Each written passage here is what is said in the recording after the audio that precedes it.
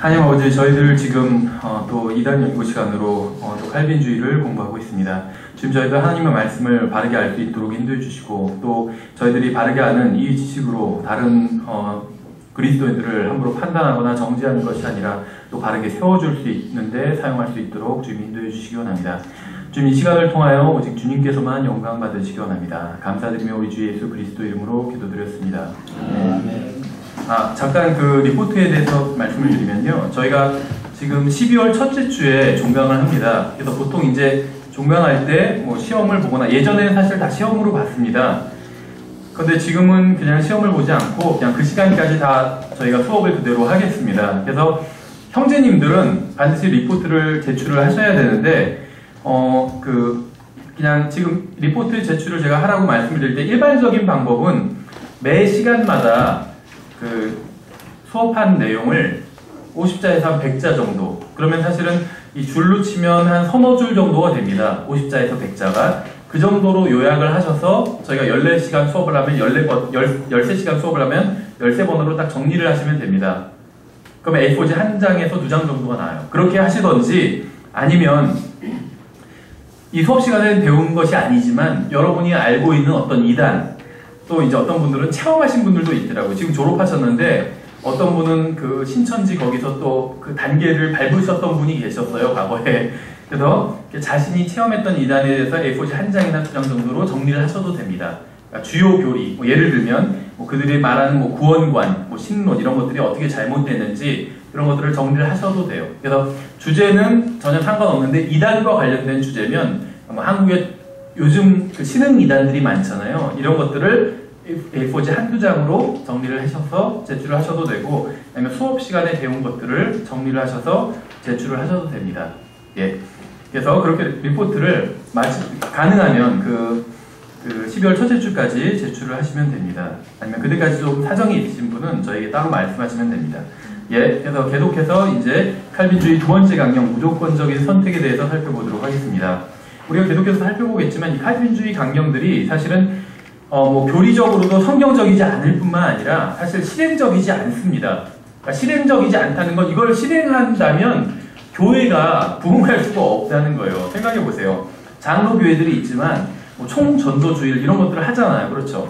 나름대로 잘하는 거라고 생각해요. 어쨌든 간에 예수 그리스도를 전하고 복음을 전한다는데 잘하는 것이죠. 근데 칼빈주의가 사실이라면 장로교회는 거의 100% 다 칼빈주의를 믿는다고 보시면 돼요. 정말 지옥 갈 사람과 하늘나라 갈 사람이 정해져 있다면 그것을 할 필요가 없는 거죠. 총전도주의를. 그렇죠. 그래서 신학교에서는 교수님들이 이렇게도 얘기를 하신대요. 여러분들이 칼빈주의 시간에 여러분들이 칼빈주의를 배우지만 그러니까 목사가 될 사람들이잖아요. 대부분이. 학생들은 여러분이 칼빈주의를 배우시지만 나중에 교회에 가서는 이걸 가르치지 말라고 이렇게 얘기하는 사람도 있대요. 쓸모가 없기 때문에. 그렇죠. 칼빈주의가 사실은 누가 전도를 하겠어요? 어차피 아무리 열심히 전도해도 지옥에 갈 사람이라면 전도할 필요가 없어요. 어차피 지옥에 갈 거니까. 또 아무리 거부를 해도 그 다음에 한나라에 갈 사람이면 또 복음을 전할 필요가 없어요. 어차피 하늘나라에 갈 거니까. 그렇죠. 그리고 자기가 무슨 짓을 해도 이것은 하나님께서 예정한 것이다. 이렇게 또 얘기를 하면 굉장히 합리적이죠. 굉장히 그런 면에 있어서는 실행적이에요. 그렇죠. 예를 들면 담임 목사가 교회 돈을 함부로 다 막 써버렸어요. 누가 비난하려고 그러면 하나님께서 다 예정한 것이라고 이렇게 얘기하면 되겠죠. 그러니까 그런 면에 있어서 실행적이지만 성도들한테는 실행적이지 않다는 것이죠. 예, 그래서 우리는 앞의 시간에 이제 성경이 칼빈의 거짓 교리에 대해서 무엇이라고 말씀하시는지 살펴봤습니다. 어떤 사람들은 우리가 칼빈주의를 배격한다고 하면 알미니안주의자냐고 물어봅니다. 그러니까 어떻게 도대체 이렇게 생각하게 됐는지 모르지만 칼빈주의와 알미니안주의는 둘 다 잘못된 것입니다.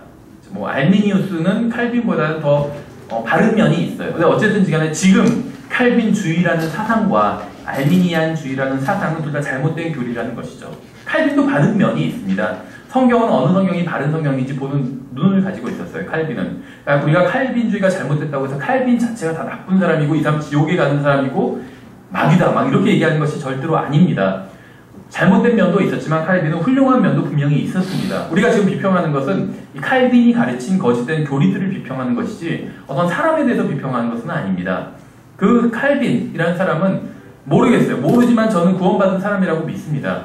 그리스도의 심판석에서 예수님께서 판단을 하시겠죠. 다만 우리는 이 거짓 교리를 지금 분별하고 있는 것이요. 칼빈주의라는 거짓 교리. 그래서 칼빈주의자가 내가 아니라고 얘기하면 그럼 너는 알비니안주의자냐? 이제 좀 뭘 아는 사람은 이렇게 물어봅니다.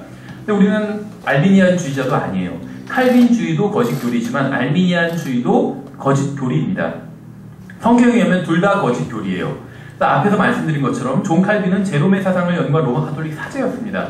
제롬은 5세기경의 인물로 모든 사람들은 태어나기 전에 영혼을 어디서 보내게 될지 이미 예정되었다는 이러한 내용의 이교도 철학을 기독교화한 사람입니다.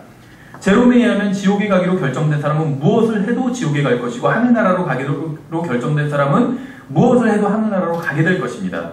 제롬은 이렇게 하나님의 예정하심에 따라 사람이 구원받아야만 하나님께서 모든 영광을 받으실 수 있다고 생각을 했어요. 그러니까 칼빈주의를 이교도 신학인데 이것이 이교도의 사상인데 이것을 기독교계로 가져온 이유가 제롬이 가져온 이유는 무엇이냐면 이렇게 되어야지만 모든 영광이 하나님께 돌아간다는 거예요. 그렇죠? 아까 그 이유를 말씀드렸죠. 믿음도 행위라고 가르쳐요. 이 사람들은. 믿음도. 그러니까 내가 성경에서 믿으면 구원해 주신다고 말씀하고 있죠. 근데 믿음이 행위이기 때문에 그러면 구원은 행위로 받은 것이다. 이렇게 주장을 합니다.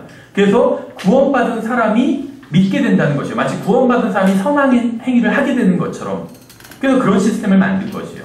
그래서 모든 영광은 다 하나님께로 가야 되기 때문에 그래서 사람이 믿어서도 안 되고 뭘 해서도 안 되고 아무것도 하지 않았는데도 불구하고 그 사람을 구원해 줬다면 모든 영광이 다 하나님께로 가겠죠. 그래서 칼빈주의를 고안해낸 것이요. 모든 영광을 하나님께로 돌리기 위해서. 그래서 의도는 좋았을지 몰라도 우리가 최대한 좋게 해석해주면 의도는 좋았을지 몰라도 어쨌거나 성경에서 말씀하고 있는 교리는 아니라는 것입니다. 왜냐하면 모든 영광이 하나님께로 가겠지만 칼빈주의대로 한다면 반대로 또 모든 어떤 비난도 하나님께로 가게 됩니다. 우리가 이제 그것에 대해서 좀 더 살펴보도록 하겠습니다.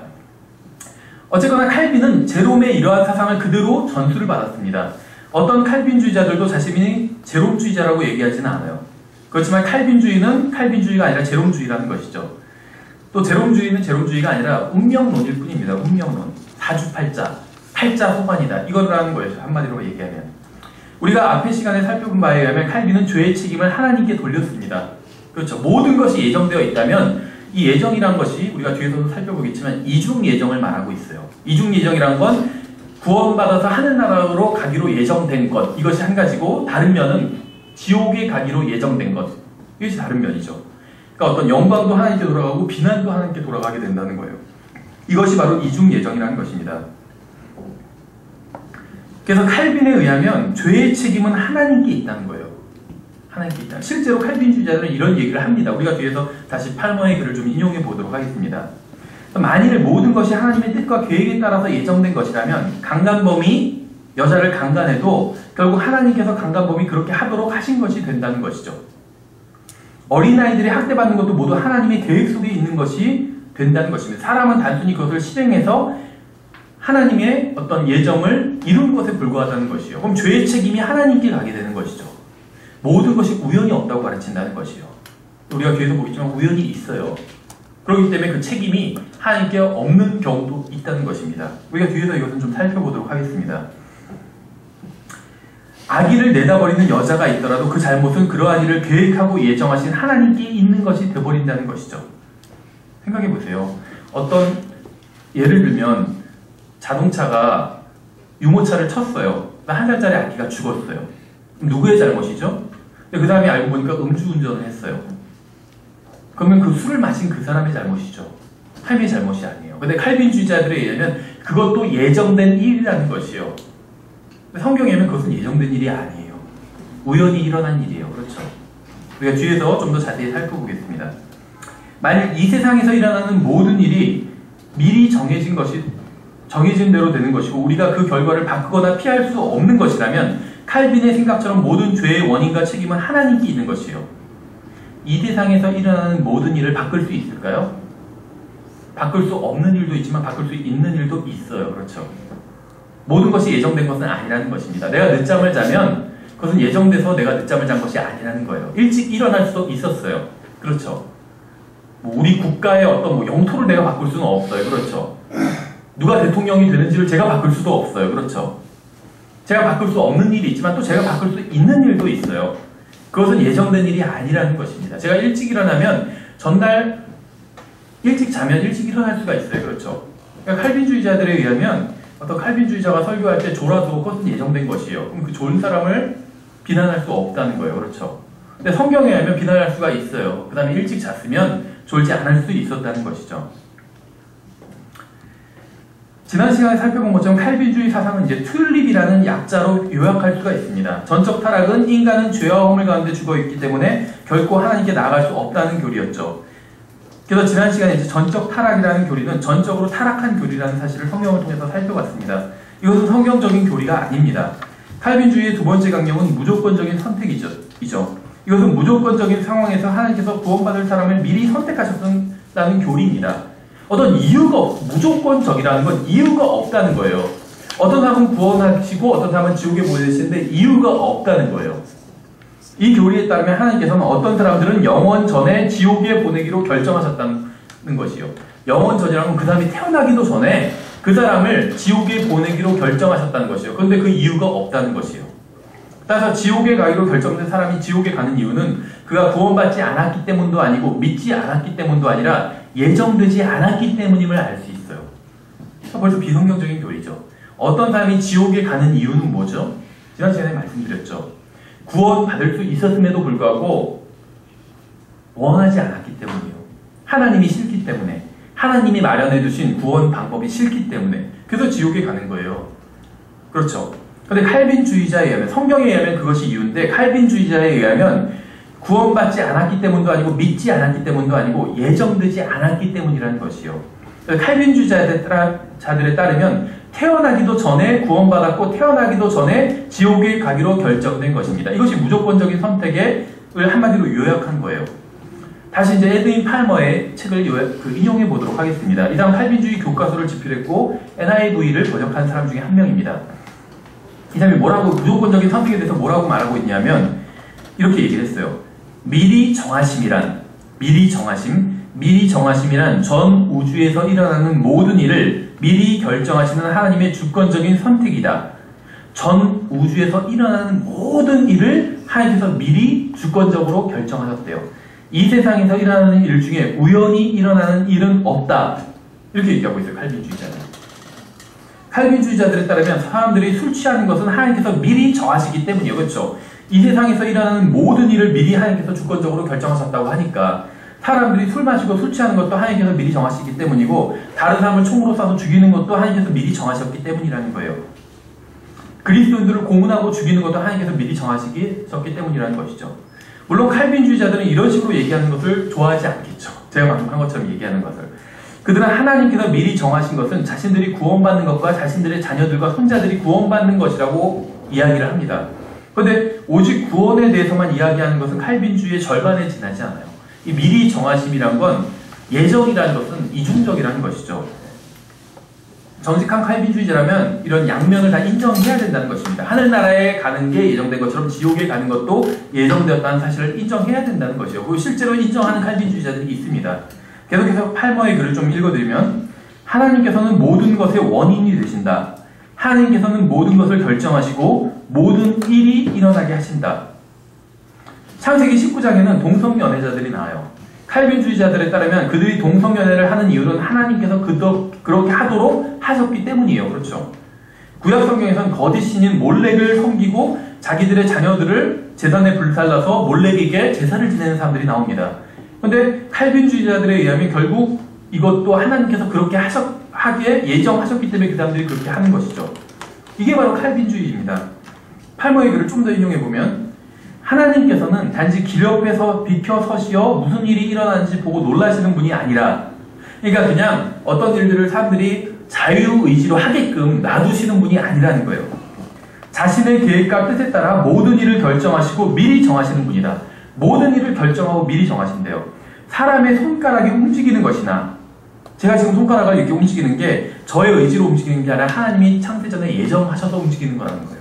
자신의 손가락을 움직이는 것이나 인간의 마음이 움직이는 것이나 타자기를 치는 사람이 실수를 하는 것이나 심지어 죄까지도 하나님의 미리 정하심에 따른 것이다. 죄의 책임을 하나님께 돌리고 있죠. 실수뿐만이 아니라 죄까지도 하나님께서 예정하셔서 그 사람이 그렇게 죄를 지을 수밖에 없게 하셨기 때문에 그 사람이 죄를 짓게 되었다라는 주장을 하고 있는 것입니다. 제가 믿는 하나님은 이런 하나님이 아니에요. 팔머의 예정에 대한 글을 좀 더 인용해보면 예정이란 미리 정하심의 일부분이다. 미리 정하심이란 모든 것이 그렇게 되도록 하나님께서 계획하십니다. 예정은 미리 정하심의 일부분으로 하늘나라나 지옥에 가게 되는 인간의 운명과 관련이 있다. 예정은 선택과 버림이라는 두 부분으로 구성되어 있다. 이것이 이중 예정이에요.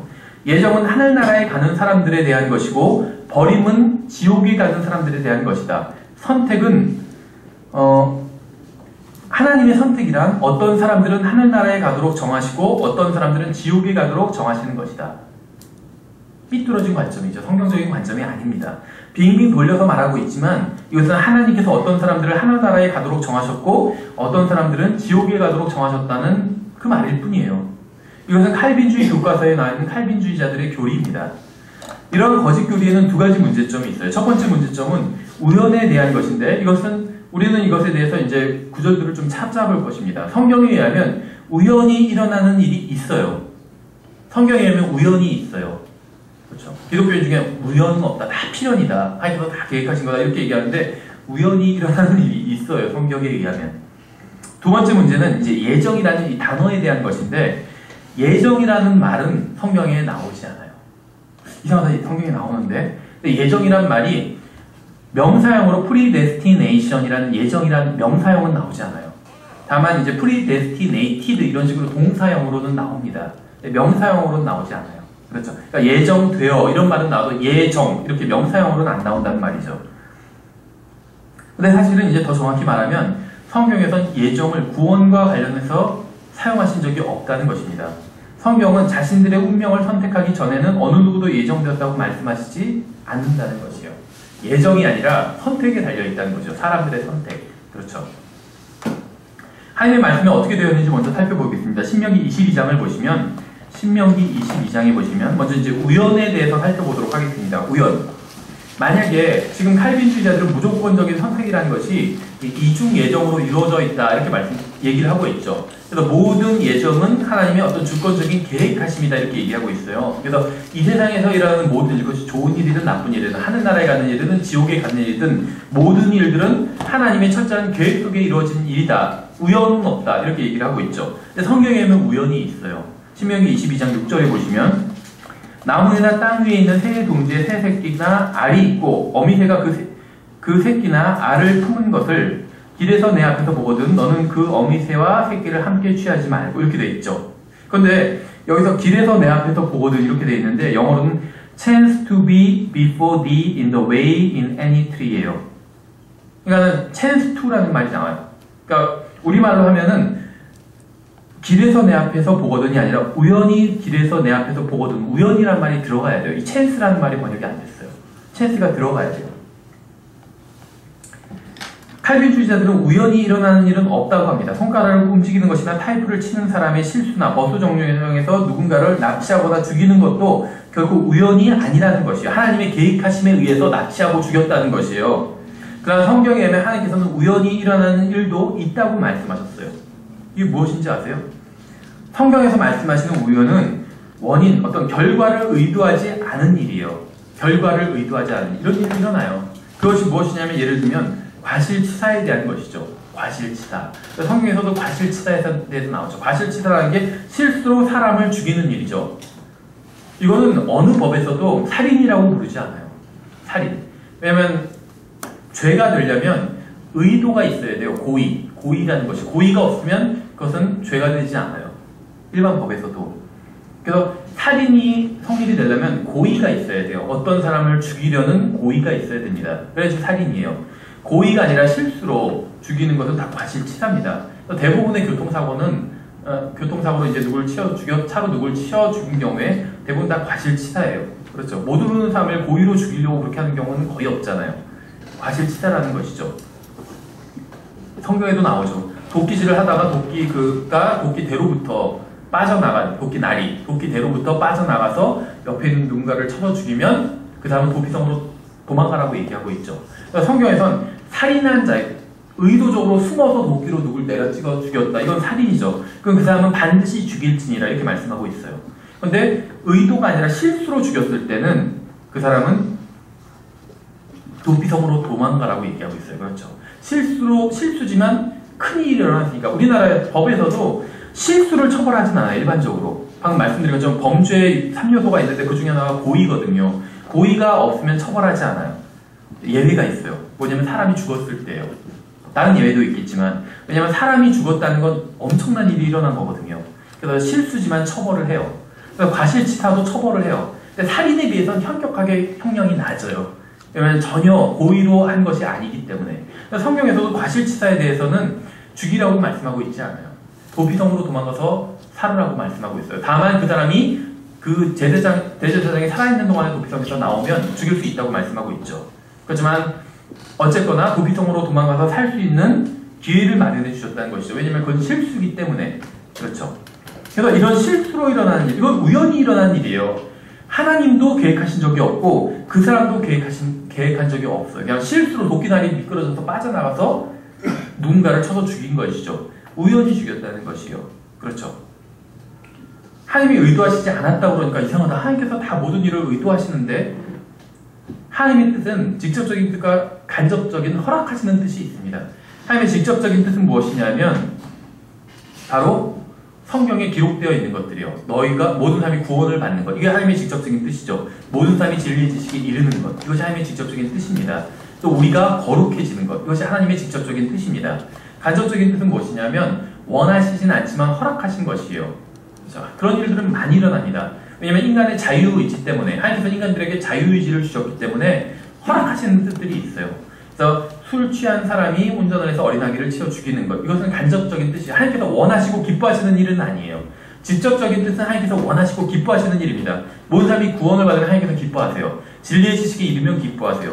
죄를 버리고 거룩함을 향해 나아가면 하나님께서 기뻐하십니다. 이것은 하나님의 직접적인 뜻이기 때문에.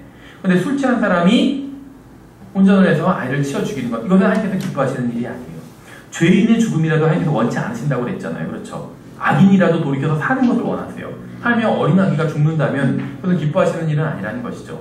그러나 하나님께서 어떤 이 자연적인으로 일어나는 이 인과율에 이 세상을 맡기셨기 때문에 그렇죠. 자연 법칙에 어떤 사람이 술 취해서 운전해서 차를 돌진한다면 그거에 부딪히면 죽을 수밖에 없어요. 그렇죠. 하나님께서 그것은 허락하신 일이라는 것이죠. 그렇기 때문에 하나님께서 사람들에게 그러니까 자유의지를 주셨기 때문에 사람들이 서로 자율적으로 움직입니다. 그래서 우연이 생겨나는 것이요. 그렇죠. 의도하지 않아도 우연이 생겨난다는 것이요. 왜냐하면 자유의지를 주셨기 때문에 길에서 우연히 누군가를 만나잖아요. 그 시간, 그 장소에 내가 거기에 나갔기 때문이에요. 하나님께서 나를 거기에 보내신 건 아니에요. 그냥 내가 어떤 일이 있어서 나갔을 뿐이에요. 내가 의도하지 않았다는 거예요. 그렇죠. 근데 하나님은 다 미래를 아시기 때문에 아실 수는 있어요. 그러나 그것을 정하지는 않으셨다는 것입니다. 그렇죠. 내가 우연히 어딜 가다가 소매치기를 당했어요. 그럼 하나님께서 내가 소매치기를 당하도록 정하신 것은 아니에요. 그렇죠. 내가 거기를 그 시간에 가서 또 거기서 어떤 소매치기범이 있었기 때문에 소매치기를 당한 것이에요. 아니면 내가 가방을 열어놨기 때문에 실수로 안 잠고 그래서 우연히 소매치기를 당한 거예요. 그 가방이 열려있으니까 거기서 지갑이 보니까 누가 집어간 거예요. 하나님께서 그렇게 하신 것은 아니라는 것이에요. 칼빈주의자들은 모든 일의 원인, 책임, 비난을 하나님께 돌리지만 실제로는 그렇지 않다는 것입니다. 내가 어떤 일을 실수로 해서 우연히 어떤 일이 일어날 수도 있다는 것입니다. 그렇죠. 그래서 여기서도 마찬가지예요. 우연히 길에서 보이거든 이렇게 말씀하고 있다는 것이에요. 성경은 우연이라는 것이 있다는 것입니다. 사무엘상 6장도 한번 보세요. 사무엘상 6장. 사무엘상 6장에도 우연에 대해서 이야기하고 있습니다. 성경에서는 이 우연을 부인하지 않아요. 사무엘상 6장에 보시면 9절부터 보시면 사무엘상 6장의 9절부터 보시면 사람들이 하는 말입니다. 볼지니 만일 그 괴가 자신의 본래 직경의 길로 올라가서 베세메스로 가면 그분께서 이 큰 재앙을 우리에게 내리셨느니라. 그러나 만일 그렇지 아니하면 우리를 친 것이 그분의 손이 아니며 그 일이 우리에게 우연히 일어났음을 우리가 알리라 하니라. It was a chance that happened to us. 그러니까 우연히 일어났다 이런 말을 하고 있죠. 우연이라는 것이 존재한다는 것이요. 뒤로 넘겨서 사무엘하 1장도 보세요. 사무엘하 1장. 사무엘하 1장에서도 우연에 대한 이야기를 하는 사람이 있습니다. 성경에서는 우연에 대한 것들을 인정한다는 것이요. 사무엘하 1장에 보시면 사무엘하 1장 6절에 보시면 그에게 고한 청년이 이르되 내가 우연히 길보아 산에 올라갔는데 우연히 길보아 산에 올라갔다는 것이죠. As I happened by chance upon Mount Gilboa. 그러니까 여기서는 지금 by chance를 다 우연이라고 번역을 했는데 지금 우연이라고 번역이 안 된 부분도 있어요. 여기서. 어쨌든지 간에 보도 사울이 자기 창에 의지하였고 보도도 병거와 기병들은 그를 맹렬히 따르나이다. 이 사람 말대로 이 사람은 지금 우연히 지나가다가 사울이 자살하려고 하는 그 장면을 보게 된 것이죠. 우연히 본 것이에요. 구약성경에서 한 구절 더 찾아보고 신약성경으로 넘어가겠습니다. 전도서 9장이에요. 전도서 9장에 보시면 어떤 인생을 살다 보면 우연히 어떤 일이 일어나게 됩니다. 사실이죠. 생각해보세요. 여러분이 사시다 보면 우연히 일어나는 일들이 있잖아요. 그렇죠? 성경은 그런 일이 있다고 말씀하고 있어요. 전도서 9장의 11절부터 보시면 내가 돌이켜 해 아래서 보니 경주가 빠른 자들에게 돌아가지 아니하고 전투가 강한 자들에게 돌아가지 아니하며 빵이 지혜로운 자들에게 돌아가지 아니하고 재물이 명철한 자들에게 돌아가지 아니하며 은총이 재능 있는 자들에게 돌아가지 아니하고 오직 때와 기회는 그들 모두에게 생기느니라 이렇게 말씀하고 있죠. 근데 여기서 영어로 보면 My time and chance happened to them all 이렇게 말씀하고 있어요. chance라는 말을 쓰고 있어요. 물론 기회도 되겠지만 우연도 된다는 것이죠. 다른 부분에서는 다 우연이라고 했습니다. 이 by chance를. 그렇죠. 어떤 공부 잘한다고 해서 나중에 뭐 부자로 잘 사는 것이 아니에요. 그렇죠. 공부를 못해도 우연히 어떤 일이 일어나서 잘 살게 될 수도 있어요. 지금 그 얘기를 하고 있는 것이죠. 그렇죠. 우연히 일어나는 모든 일이 하나님의 계획하심에 일어나는 일은 아니라는 것입니다. 알미안주의자들이 뭐라고 하건 간에 칼빈주의자들이 뭐라고 하건 간에 우연히 일어나는 일은 있다는 것이에요. 신약성경도 한번 찾아보겠습니다. 누가복음 10장을 보시면 누가복음 10장에 보시면 누가복음 10장 30절부터 한번 제가 읽어볼게요. 누가복음 10장 30절부터 구약성경에도 우연히 나오죠. 신약성경에도 우연히 나와요. 누가복음 10장 30절부터 보시면 예수님께서 대답하여 이르시되 어떤 사람이 예루살렘에서 여리고로 내려가다가 하나님께서 그가 강도들을 만나게 하심에 하나님께서 자신의 기뻐하시는 뜻에 따라 그들이 그의 옷을 벗기고 그에게 상처를 입혀 그를 반쯤 죽이게 하고 떠나가게 하셨느니라. 이렇게 되지 않죠. 칼빈주의자들은 이렇게 읽어요. 누가복음 10장 30절을 제가 방금 읽은 것처럼 이런 식으로 읽습니다. 저는 하나님께서는 이 사람이 강도당하는 것을 원하지 않으셨다고 생각을 합니다. 그렇지 않아요? 하나님께서 우리 중에 누가 강도당하기를 원하실까요? 이 세상 사람들이 강도당하기를 원하실까요? 아니라는 거예요. 하나님께서는 너는 도둑질하지 말라 말씀하셨죠. 출애굽기 20장 10계명에서 너는 도둑질하지 말라. 하지만 내가 너를 도둑질하게 만들어 놓으라. 이러실까요? 하나님께서? 모든 것의 원인이 하나님께 있다면 도둑질을 한 그 사람도 하나님께서 예정하셨기 때문에 도둑질을 한 것이죠. 그럼 하나님께서는 너는 도둑질하지 말라 이렇게 말씀하셔놓고 그 사람이 도둑질을 하게 하신 게 돼버린 거다는 거예요. 모든 것이 예정되어 있다면. 그렇죠. 칼빈주의자들에 따르면 하나님께서 이렇게 말씀하신 게 됩니다. 너는 도둑질하지 말라. 하지만 내가 너를 도둑질하게 하게 만들겠노라. 이렇게 얘기하신 게 된다는 것이죠. 말이 안 되는 것이죠. 그런 하나님이 존재한다면 자기 모순에 빠진 말도 안 되는 하나님입니다. 그런 하나님이 존재한다면 인간에게는 아무런 책임이 없어요. 그렇죠. 왜냐하면 결국 하나님이 그렇게 하도록 하신 것이니까요. 어떤 칼빈주의자 이런 얘기를 하는 사람도 있어요. 저는 하나님을 더욱 사랑하고 싶지만 주님께서는 제가 그렇게 하지 못하도록 하셨습니다. 예정했다는 거예요. 자기가 지금 헌신되어 있지 않은데 왜 헌신되어 있지 않냐면 하나님께서 헌신되지 않게 예정하셨기 때문에 그렇다는 거예요. 그래서 자기는 하나님을 사랑하고 싶은데 하나님께서 자기가 하나님을 사랑하지 못하도록 예정하셨다는 거예요. 말이 되나요? 그렇죠. 모르겠어요. 이런 걸 뭐 거룩한 헛소리다 이렇게 부를 수 있을 것 같아요. 거룩한 얘기 같은데 말이 전혀 안 돼요. 헛소리예요. 어떤 사람이 이렇게 얘기합니다. 저는 더 나은 그리스도인이 되고 싶지만 주님께서는 그렇게 되지 못하게 하셨습니다. 생각해보세요. 우리는 성장에 나아가야 돼요. 근데 성장을 막는 게 누구죠? 칼빈주의자에 의하면 하나님이라는 거예요. 사실이 아니에요. 여러분이 영적으로 성장하지 못하게 막는 게 누구죠? 마귀와 세상과 여러분 자신이죠. 이게 제 개인적인 생각인데 90%는 여러분 자신이 맡고 있어요. 그렇죠. 그 5%가 세상이 맡고 있고 5%가 마귀가 맡고 있고 모르겠어요. 마귀는 아니 9%가 세상이 맡고 있고 한 1%가 마귀가 맡고 있다고 생각해요. 그렇죠.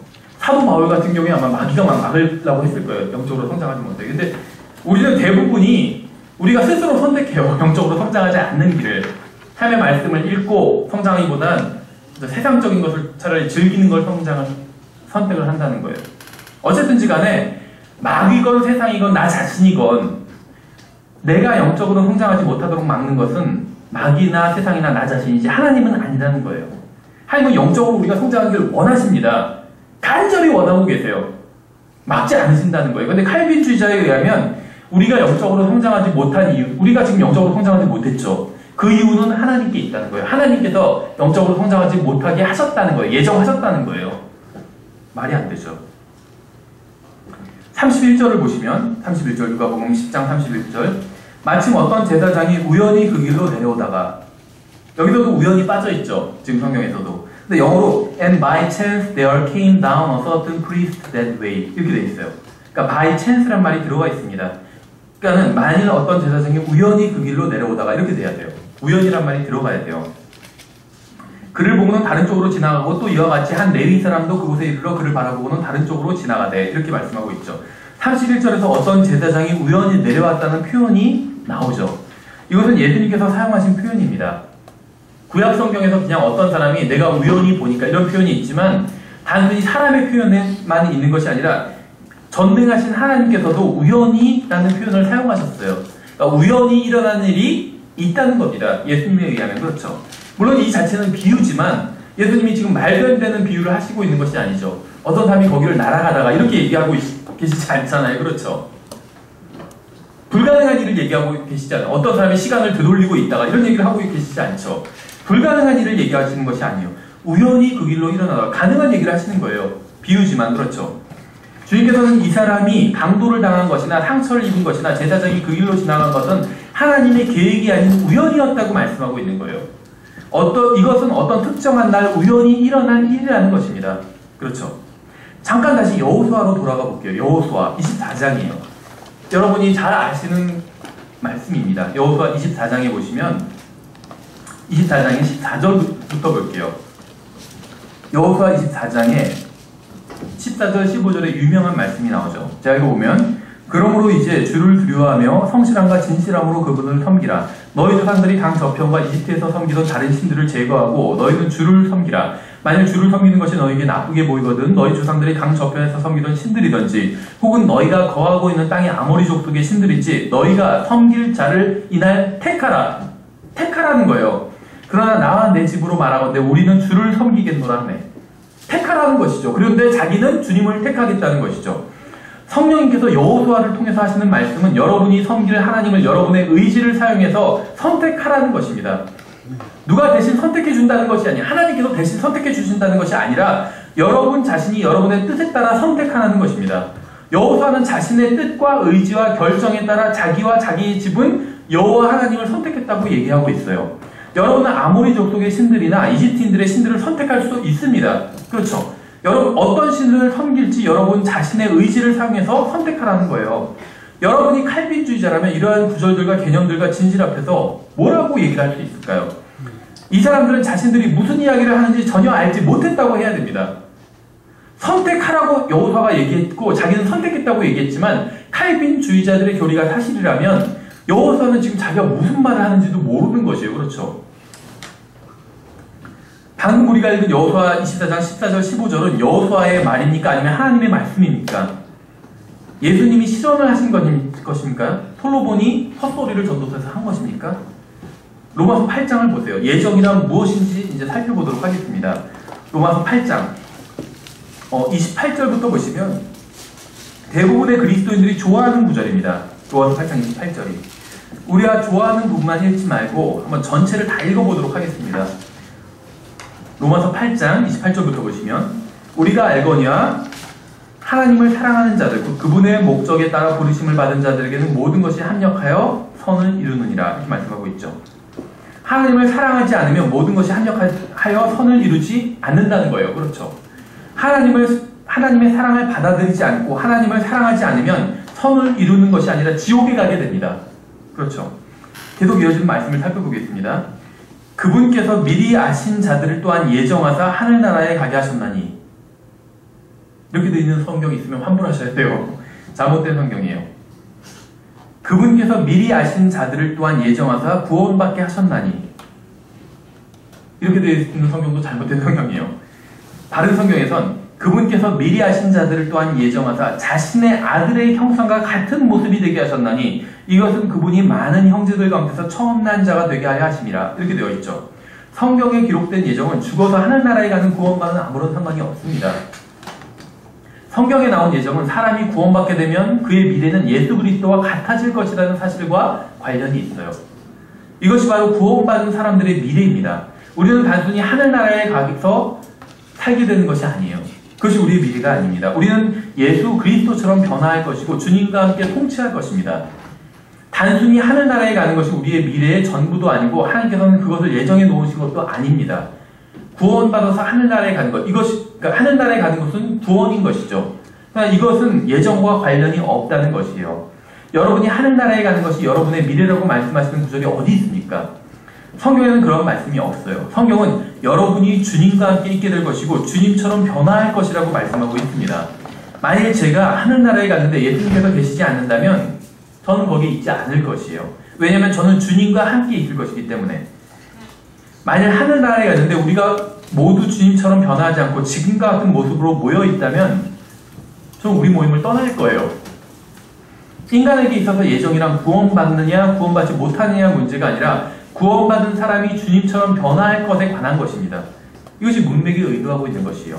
만약 예정이 모든 사람들에게 해당되는 것이라서 어떤 사람들은 구원받기로 정해졌고 어떤 사람들은 구원받지 못하도록 정해진 것이라면 그런 것이라면 이러한 성경적 이러한 그렇게 믿는다면 어떠한 성경적 근거도 없는 믿음을 가지고 있는 것이죠. 성경에 그런 것이 없기 때문에. 왜냐하면 로마서 8장에서 말씀하시는 예정은 누가 구원받고 안 받고에 관한 예정이 아니라 구원받은 사람이 예수 그리스도처럼 변화하는 것에 관한 예정이라는 것입니다.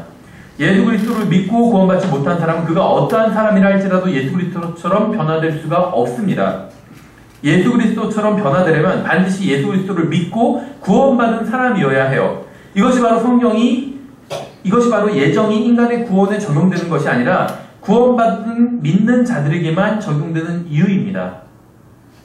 왜 많은 교회에서 칼빈주의를 붙들고 있는지 아세요? 장로교회에서. 성경이 그들에게 중요하지 않기 때문입니다. 성경이 뭐라고 말씀하시는지 상관없기 때문이에요. 성경에는 관심이 없기 때문입니다. 집에서 가까운 아무 교회에 나가서 성경을 가르치고 성경대로 설교하는지 한번 보세요. 성경을 있는 그대로 가르치는 교회가 거의 없습니다. 에베소서 1장도 보겠습니다. 에베소서 1장. 여기서도 이제 예정에 대해서 말씀하고 있죠. 에베소서 1장도 보겠습니다. 에베소서 1장 3절부터 보시면 에베소서 1장 3절부터 보시면 하나님 곧 우리 주 예수 그리스도의 아버지를 찬송하려도다. 그분께서 그리스도 안에서 하늘의 처소들에 있는 모든 영적인 복으로 우리에게 복을 주셨으니 곧 우리가 사랑 안에서 자신 앞에 거룩하고 흠이 없게 하시려고 창세 전에 우리를 택하셨으며. 제가 읽지 않은 단어가 뭔지 아세요? 창세 전에 그분 안에서 우리를 택하셨으며. 그분 안에서예요. 그분 안에서. 창세 전에 우리를 택하셨는데 예정이죠. 이것은 그냥 택하신 것이 아니라 그분 안에서 택하셨다는 것이에요. 그리스도 안에 있는 사람들을 그리스도처럼 변화시킬 것을 창세 전에 예정하셨다는 것입니다. 누가 구원받을지 지옥에 갈지를 예정하셨다는 말씀이 아니라는 것이요. 그리스도 안에 있어야 예정이 해당되는 것입니다. 그 다음 부분도 읽어볼게요. 자신의 크게 기뻐하시는 뜻에 따라 우리를 예정하사 예수 그리스도를 통해 자신의 아이로 입양하심으로써 자신의 은혜의 영광을 찬양하게 하셨느니라. 그 은혜 안에서 그분께서 그 사랑하시는 자 안에서 우리를 받아주셨으니 그 사랑하시는 자 안에서 우리가 그분의 풍성한 은혜를 따라 그분의 피를 통해 구속고 죄들의 용서를 받았다. 그 은혜 안에서 그분께서 우리에게 모든 지혜와 분별을 넘치게 하사 친히 자신 속에서 작정하신 자신의 크신 기쁨을 따라 자신의 뜻의 신비를 우리에게 알려주셨으니 이것은 충만한 때의 경륜 안에서 친히 모든 것 즉 하늘에 있는 것들과 땅에 있는 것들을 그리스도 안에서 곧 그분 안에서 다 함께 하나로 모으려 하심이라. 모든 것을 자신의 뜻하신 계획대로 이루시는 분의 목적에 따라 우리가 예정되어 또한 그분 안에서 상속 유업을 얻었으니 이것은 우리가 구원받게 하려 하심이라. 이렇게 되어 있지 않죠. 이것은 우리가 하늘나라에 가게 하려 하심이라. 이렇게 되어 있지도 않아요. 우리가 예정되어 또한 그분 안에서 상속 유업을 얻었으니 이것은 그리스도를 먼저 신뢰한 우리가 그분의 영광을 찬양하게 하려 하심이라. 예정의 목적이 나오죠. 먼저 신뢰한 사람이 예정된 거예요. 예정되면 주님을 신뢰하는 것이 아니라 먼저 신뢰함이 있고 그러면 예정이 되는 것입니다. 그러면 그 사람은 어떤 것을 위해서 예정된 거냐면 영원히 그리스도를 찬양하게 하기 위해서 예정된 것이에요. 구원하시기 위해서 예정된 것은 아니에요. 성경에선 예정이라는 말이 나오지만 구원과는 단 한 번도 관련이 없다는 것입니다. 그리스도의 형상처럼 변화되도록 예정되거나 그리스도를 영원히 찬양하게 하기 위해서 예정되거나 그렇게 예정됐다는 것이죠. 구원받게 하기 위해서 예정된 것이 아니라. 이 본문에 우리가 긴 본문을 읽었는데 예정이라는 말이 두 번 등장하죠. 두 번 다 누구에게 해당되는 것입니까? 12절의 끝부분을 보시면 그리스도를 먼저 신뢰한 우리라고 말씀하고 있어요. 그렇죠. 굉장히 성경이 정확하죠. 그리스도를 먼저 신뢰해야지 예정이 될 수 있다는 것이에요. 신뢰하지도 않는데 믿지도 않는 사람이 예정되는 경우는 없다는 것입니다. 여러분이 그리스도를 신뢰하면 예정 안으로 들어온 것이요. 신뢰하지 않으면 예정 안으로 들어올 수가 없어요. 그렇죠. 여러분이 읽은 에베소서 1장의 본문은 그리스도를 먼저 신뢰한 사람에 대한 것입니다. 구원받지 못한 사람이나 믿기 전에 예정된 사람에 대한 이야기가 아닙니다. 여러분이 예수 그리스도를 신뢰하십니까? 그러면 여러분은 예정 안으로 들어온 것이에요. 신뢰가 먼저고 그 다음이 예정 안으로 들어오는 것입니다. 에베소서 1장에서 하나님께서 말씀하신 것은 모두 그리스도 안에 있는 사람에 대한 이야기예요. 누구든지 그리스도 안으로 들어오면 이렇게 해주시겠다는 겁니다. 그리스도 안에 있는 사람에게는 이렇게 해주시는 것이 예정되어 있다는 것입니다. 그러나 믿지 않고 그리스도 안으로 들어오지 않는다면 이런 것들 중 어느 것도 해주시지 않으실 것입니다. 칼빈주의자들은 어떻게 하는지 아세요? 본문에서 예정이라는 단어만 문맥에서 떼어내서 그 단어를 인용합니다. 그렇죠. 본문에서 예정이라는 단어가 나오면 그것만 떼어. 그러면서 예정이라는 말이 성경에 있는 것이라고 얘기를 합니다. 예정이라는 말이 성경에 있어요. 그렇죠. 근데 정의를 다르게 한다는 거예요. 문제는. 성경은 예수 그리스도를 믿으면 주님처럼 변화할 것이 예정되어 있다고 말씀하고 있을 뿐입니다. 칼빈주의자들은 예정에 대해서 성경을 이용할 때 거의 모든 경우에 잘못 이용하고 자신들이 무슨 짓을 했는지 알지도 못한다는 것이에요. 하나님께서 얼마나 아시는지, 주님께서 모르는 것은 무엇인지에 대한 것이 오늘 우리의 주제는 아니지만 이것에 대해서 좀 얘기를 해보도록 하겠습니다. 아이들이 처음에 자전거를 배울 때를 한번 생각해 보세요. 처음 자전거 타는 법을 배우는 아이를 보면 그 아이가 반드시 넘어지리라는 것을 누구나 알고 있습니다. 그렇죠? 저도 자전거를 배운 적이 있는데 넘어진 적이 있어요. 자전거를 타면 한 번도 타보지 않은 사람이 자전거를 이제 타는 걸 배우게 되면 반드시 넘어지게 됩니다. 그렇죠. 아이가 넘어질 것이라는 것을 아는 것은 아이가 탄 자전거를 발로 넘어뜨리겠다는 뜻은 아니에요. 그렇죠. 하나님께서는 누가 지옥에 갈지를 아세요. 근데 그 사람이 지옥에 가는 걸 아시는 것과 그 사람을 지옥에 보내시겠다는 건 다른 얘기예요. 그 사람이 무슨 짓을 해도 지옥에 보내겠다. 예수님을 믿어서 지옥에 보내겠다. 왜냐하면 그 사람은 예정되었기 때문에. 이것은 서로 다른 이야기라는 것입니다. 그렇죠. 아이가 생각합니다. 아이가 자전거 타면 반드시 넘어지게 돼 있어요. 아이가 넘어진다는 사실을 아는 것과 아이가 자전거 타고 있는데 옆에서 발로 차서 넘어뜨리는 것은 다른 얘기라는 것이죠. 본인이 아이를 넘어뜨리지 않아도 경험을 통해서 처음 자전거를 배우는 아이는 누구나 넘어지게 된다는 것을 아는 것이죠. 이걸 이해하셔야 됩니다. 하나님께서는 우리가 죄를 범하리라는 것을 미리 아신다는 사실이 우리가 죄를 짓도록 하셨다는 것은 결코, 예정하셨다는 것은 결코 아니라는 것입니다. 하나님께서 현명하시기 때문에 모든 것을 아신다고 해서 모든 죄의 책임을 하나님께 지울 수는 없다는 거예요. 하나님께서는 알고 계실 뿐이에요. 다만 그렇다고 해서 하나님께 책임이 있지는 않다는 것이죠. 주님께서는 어떤 일을 아시는 것이지 그 일이 그렇게 되도록 예정하신 것은 아닌 경우가 너무나도 많다는 것입니다. 칼빈주의를 믿으면서 복음을 열심히 전할 수는 없어요. 믿음과 실행은 서로 상충하는 것이기 때문이에요. 칼빈주의를 믿는 것과 복음을 전하는 실행은 서로 상충하는 것이기 때문에 이미 구원받기로 예정된 사람을 구원받게 할 필요가 어디에 있겠어요? 이미 믿기로 예정된 사람을 설득해서 믿게 할 필요가 어디에 있겠습니까? 만약에 구원받기로 예정된 사람이면 이미 믿을 것인데 그 사람은 나중에 그렇죠. 근데 그 사람을 설득해서 믿게 할 필요가 어디 있냐는 것이에요. 나중에 믿을 것인데 어차피 만약 그가 믿지 않기로 예정된 것이라면 더욱 복음을 전하고 설득할 필요가 없는 것이죠. 칼빈주의에 따르면 그들이 할 수 없는 것을 하라고 권하는 것은 잘못된 일이고 불가능한 일입니다. 그렇죠. 칼빈주의자인데도 불구하고 복음을 열심히 전하는 사람도 있습니다. 자신이 믿는 것과 반대되는 일에 엄청난 시간과 물질을 사용하고 있는 것이죠. 잘하는 것입니다. 칼빈주의를 믿지만 복음을 열심히 전한다면 잘하는 것이에요. 그렇죠. 그 사람들이 전하는 복음을 듣고 구원을 받게 되겠죠. 물론 그들은 그 사람들이 이미 구원을 받은 상태라고 생각하지만 그 생각은 잘못된 것이죠. 이렇게 칼빈주의자들 중에서는 자신들이 믿는 교리와 반대로 실행하는 사람들이 있습니다. 그렇죠. 베드로전서 한번 1장을 보세요. 베드로전서 1장. 여기서도 이제 미리 아심에 대한 말씀이 나옵니다. 베드로전서 1장에서도. 미리 아심. 베드로전서 1장에서 1절부터 2절까지만 한번 보겠습니다. 베드로전서 1장에 예수 그리스도의 사도 베드로는 본도와 갈라디아와 갑바도기아와 아시아와 비두니아에 두루 흩어진 나라의 곳 하나님 아버지의 미리 아심에 따라 성령의 거룩히 구별하심을 통해 순종함과 예수 그리스도의 피뿌림에 이르도록 선택받은 자들에게 편지하노니 은혜와 평강이 너희에게 더욱 많이 있을지어다.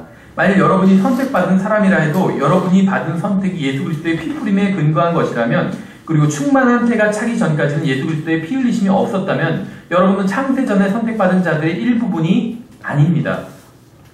예수 그리스도의 피가 있어야지 여러분은 선택받은 사람이 될 수 있다는 것이에요.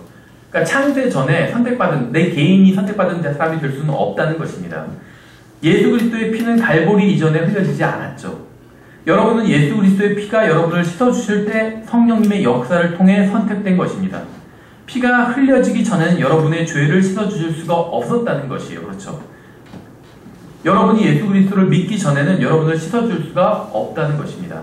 그러니까 창세 전에 태어나기도 전에 미리 선택될 수는 없다는 것이에요. 각 개인이 그렇게 선택될 수는 없다는 것입니다. 오늘 우리가 선택에 대한 모든 것을 살펴볼 수는 없습니다. 간략히 말씀드리면 하나님의 선택받은 분은 예수 그리스도예요. 성경에 보면 선택받은 자, the elect라는 표현이 나와요. 선택받은 자. 이건 이제 선택받은 자들이라고 번역할 수도 있겠죠. 선택받은 한 사람을 얘기할 수도 있어요. 근데 성경에 보면 문맥을 보면 하나님의 선택을 받은 사람은 우리 각 개인이 아니라 예수 그리스도라는 걸 알 수가 있어요. 예수 그리스도. 주님은 죄가 없으셨고 창세전에 이미 영원한 생명을 가지고 계셨습니다.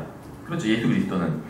여러분이 예수 그리스도 안에서 얻게 된 것이 무엇이냐면 여러분은 바로 그 하나님의 선택받은 존재가 되는 것이고 여러분은 죄 없는 존재가 되는 것이고 창세전에 있던 영원한 생명을 소유하게 되는 것이요. 근데 이러한 것들은 다 예수 그리스도 안에서 우리가 갖게 되는 것이죠. 예수 그리스도께서는 이러한 것들을 창세전에 이미 다 가지고 계셨다는 것이요. 그렇죠.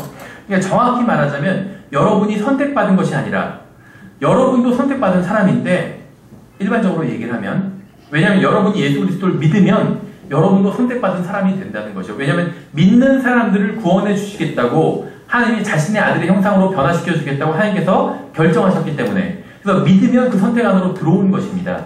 근데 더 정확히 말하면 그래서 우리가 믿으면 선택받은 자라고 얘기할 수는 있어요. 근데 더 정확히 말하면 선택받은 자는 예수 그리스도라는 거예요. 우리가 아니라. 우리는 다만 그 선택받은 분 안에 들어가 있기 때문에 선택받은 자들이 되었다는 것입니다. 그분 밖으로 나온다면 선택받은 자가 아닌 게 된다는 거죠. 근데 문제는 그분 밖으로 나올 수가 없는 것이죠. 한번 구원받은 사람은 영원히 구원받은 것이기 때문에.